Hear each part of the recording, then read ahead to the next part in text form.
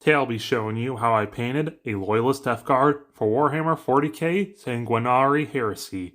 Made him into a sergeant by giving him a tilt shield, a plasma pistol because Death Guard love plasma.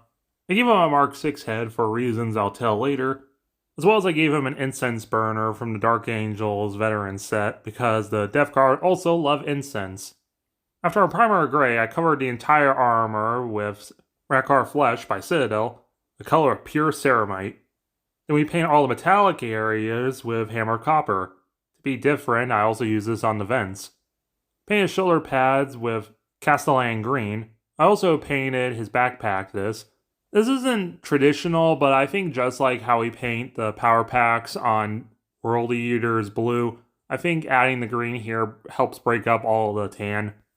Go on top of the green with Army Painter's Army Green, or you can just use Death Guard green.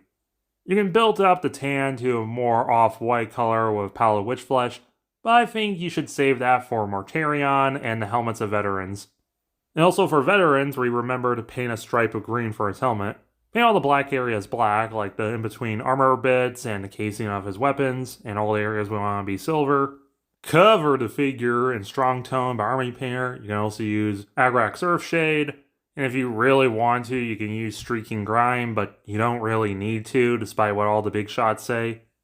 Paint his eyes with Mephiston Red. Paint the Purity Seal wax with Royal Purple. If he has any like robes or tabards, you can also use that here. Paint the silver with Chainmail Silver by Vallejo, shade of Dark Tone. And after a matte varnish, here he is. I didn't have any Death Guard symbols that weren't like Heresy, so I just went with a plain skull. Also, I gave him an assault symbol from the Raven Guard transfers, just to be different, so the Death Guard have the old Horus Heresy style symbols, rather than the Ultramarine kind.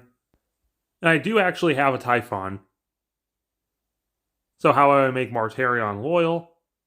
Well, his story kind of begins similarly, but here the Emperor actually makes an effort to try and apologize to Mortarion. Here he repairs Silence and makes it super cool and awesome, Emperor style. And he names the Mark 6 armor the Mortis armor for the Death Guard. And of course they never fully fall to Nurgle. But meanwhile, Ferrus Manus is tricked by Nurgle to agree to become disgustingly resilient. And I mean, it does work. Nurgle wasn't lying. The flesh now becomes strong. It's just now all gross and Nurgle-y. So the Iron Hands become the Corroded Hands, an army dedicated to rust and decay rather than bloat and plague. Ferrus Manus becomes a Hellbrute, and the Obliterator virus is all over.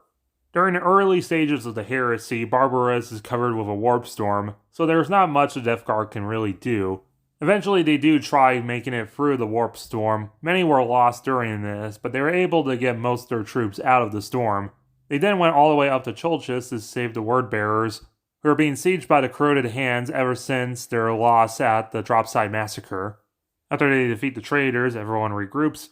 The Word-Bearers and some of the Death Guard are going to Ball to help out in the siege. Mortarion's going to take the first company and save the Emperor, and Nathaniel Garrow is going to take the majority of the forces and help the Loyalists during the siege of Nocturne. But during the flight to Terra, First Company Commander Typhon shows his true color and betrays the Death Guard, unleashing Nurgle's rot.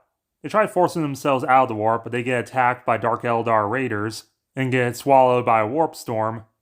So the First Company, the flagship Endurance, and Mortarion gets lost in the warp.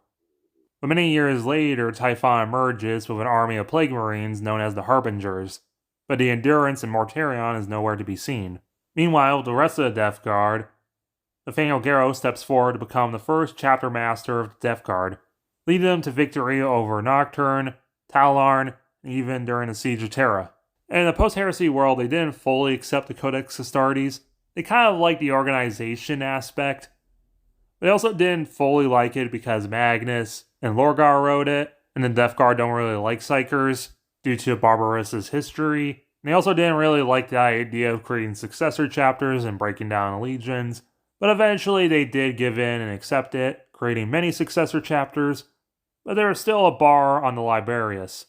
Eventually, Nathaniel Garrow went off into the warp to look for Mortarion, and this whole Psyker ban stayed in place until the First Tyranno War, and Barbaros was nearly destroyed. until they were saved by the Thousand Suns.